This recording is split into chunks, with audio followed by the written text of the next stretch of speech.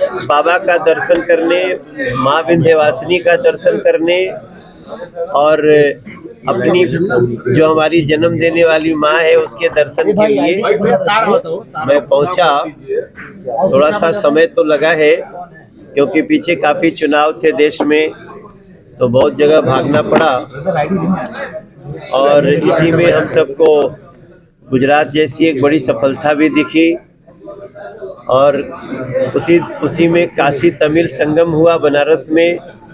वो चुनाव के कारण मैं इसमें आ भी नहीं पाया, लेकिन वो बहुत अच्छी एक बहुत सुखद अनुभूति रही उसकी, जितनी आप सबकी रिपोर्ट हमने पढ़ी। और अब इसी के साथ मैं यहाँ से अभी सासाराम की यात्रा करने वाला हूँ, क्योंकि वहाँ इतिहास संकलन का एक कार्यक्रम चल रहा है जिसमें सवेरे धर्मेंद्र प्रधान जी ने शामिल होने का शुभ कार्य किया। शाम को मैं रहूँगा और दिल्ली में भी कुछ चुनाव हुए जिसमें आप सबको सारी जानकारी है ही। तो इन सारी बातों के साथ साथ नया साल आने वाला है और 2022 अब जाने वाला है। दो तीन प्रमुख बातें हैं जो मैं आप सबको बताना चाहता हूं। दो तीन प्रमुख बातों में सबसे प्रमुख तो ये है कि एक बात गांव-गांव गली-गली जाना चाहिए कि अभी अभी नरेंद्र मोदी सरकार ने एक बहुत बड़ा फैसला लिया और वो फैसला देश के गरीबों के लिए है, राशन से संबंधित है। आप सबको पता ही होगा, अभी तक जो राशन कार्ड से राशन मिलता है वो 3 रुपया किलो चावल और 2 रुपया किलो गेहूं मिलता था।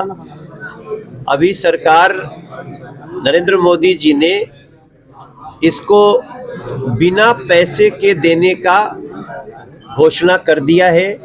मैं समझता हूं ये बात मैं आज फिर इसलिए कर रहा हूं कि गली गली ये बात पहुंचनी चाहिए।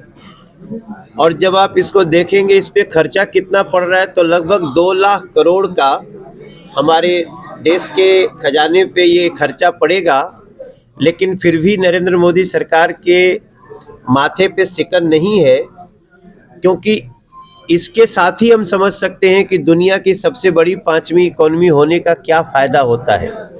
हम इस समय दुनिया की 5वीं सबसे बड़ी इकोनॉमी है और 5वीं बड़ी इकोनॉमी बनने में हमने किसको पीछे छोड़ा?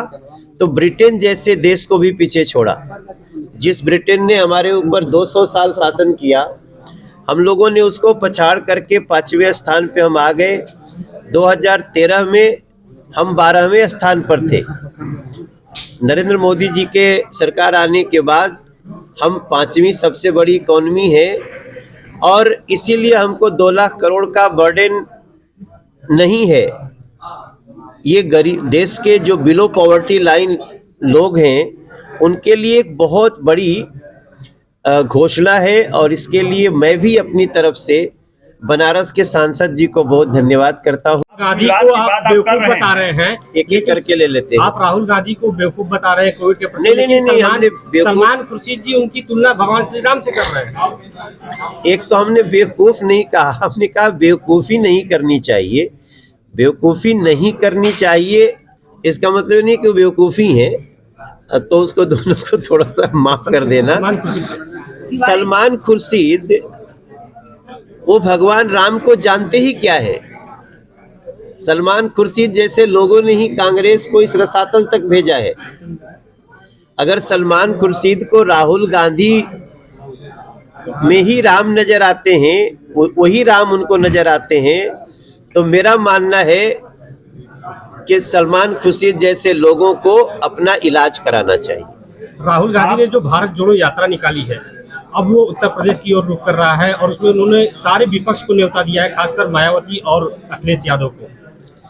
स्वागत है उनका, ये कोई पहली बार तो दिया नहीं है, ये तो पहले भी न्योता क्या, पहले तो मिल चुके हैं, पहले साथ यात्रा कर चुके हैं, फिर जनता से नकारे जा चुके हैं। लेकिन समस्या है कि ये भारत जोड़ो यात्रा है या भारत तोड़ो यात्रा है, इस पे विचार होना चाहिए। आप जब साउथ से शुरुआत किए तो एक ऐसे चर्च के पदाधिकारी से मिले, हमारे देश में बहुत सारे चर्च के पदाधिकारी हैं जो बहुत देशभक्त हैं, देश के साथ चल रहे हैं। पूरी कम्युनिटी बहुत अच्छे से राष्ट्रवादी तरीके से चल रही है, लेकिन राहुल गांधी जिससे मिलते हैं वो देश विरोधी बातें करता है। वो देश को हमेशा गलत शब्दों से परिभाषित करता है। तो वहां भी उन्होंने देश का दिल तोड़ा। रास्ते में आगे चलते हैं तो कन्हैया कुमार जैसे लोग उनके साथी होते हैं, जिसका नारा है भारत तेरे टुकड़े होंगे, वहां भी दिल टूटा। राजस्थान आते आते मोबाइल तोड़ दिए किसी कार्यकर्ता का। तो भैया सब तो तोड़ ही रहे हो, कुछ तो जोड़ो।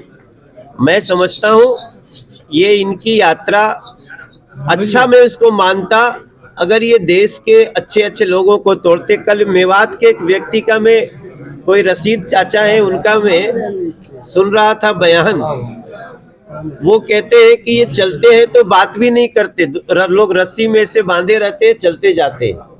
तो अगर ऐसी ही यात्रा है, हमें तो लगा था कि इस यात्रा से कुछ राहुल जी का और कांग्रेस का फायदा होगा, लेकिन मुझे दिख नहीं रहा है।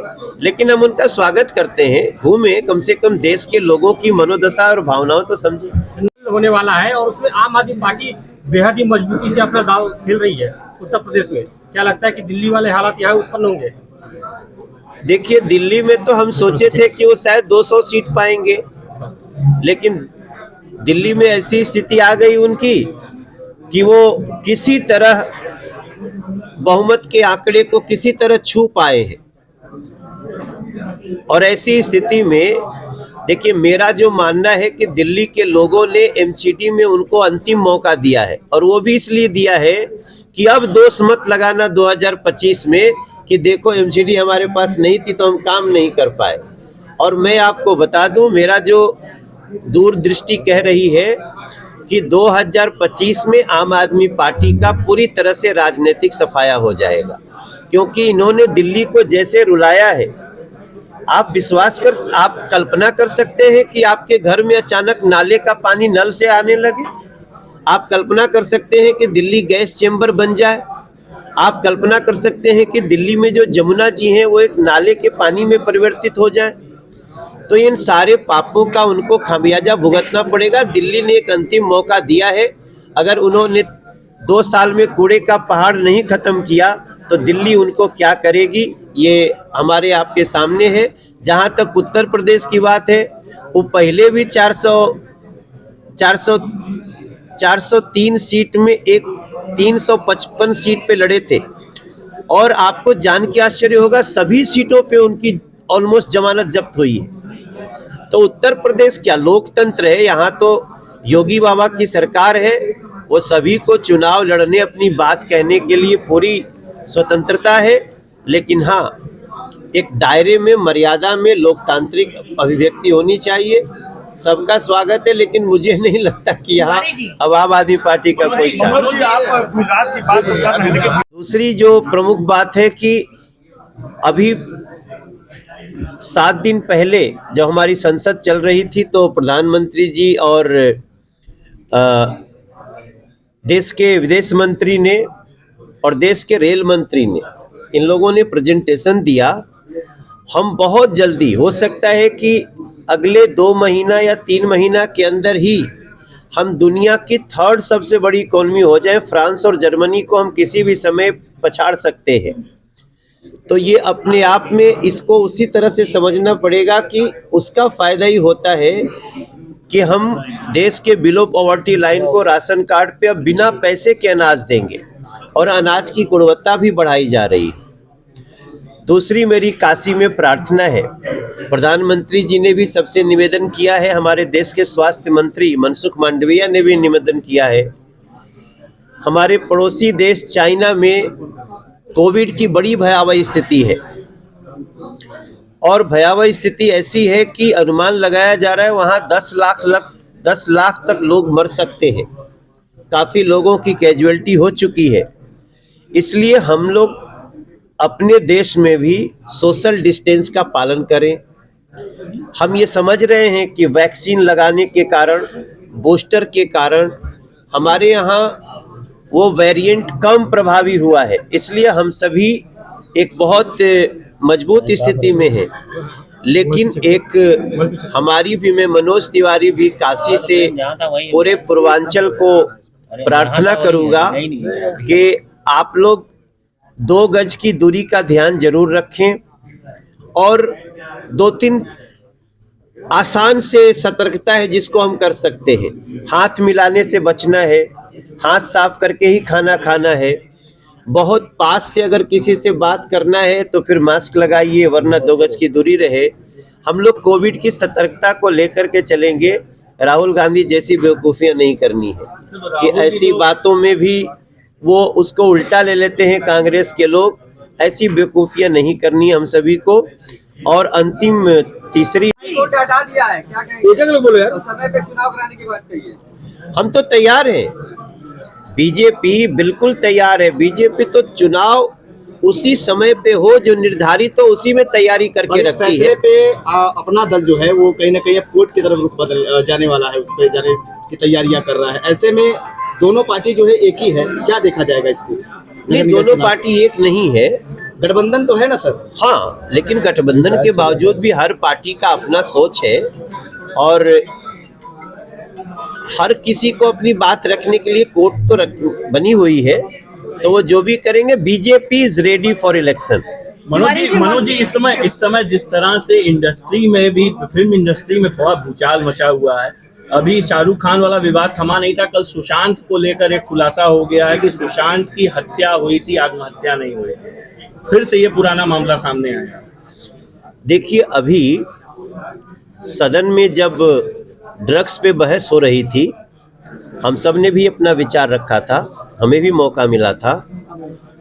शिवसेना के ही सांसद जो आज एकनाथ शिंदे जी के साथ हैं, उन्होंने ही ये सदन में कहा कि सुशांत के और एक जो दिव्या नाम की एक लड़की जिसकी मृत्यु हो गई, हत्या कर दी गई, इन दोनों को, खासतौर से दिव्या के केस को फिर से खोला जाए, उसकी SIT जांच हो। और मुझे लगता है कि शिवसेना के उन्हीं लोगों के तरफ से जो कल तक उद्धव ठाकरे जी के साथ थे, आज उन्हीं का ये बात करना दाल में बहुत काला नजर आता है। और आज मैं समझता हूँ हम भी इस बात की जानकारी, सत्य चाहते हैं कि सुशांत सिंह राजपूत का सच आना चाहिए। मनोज तिवारी जी।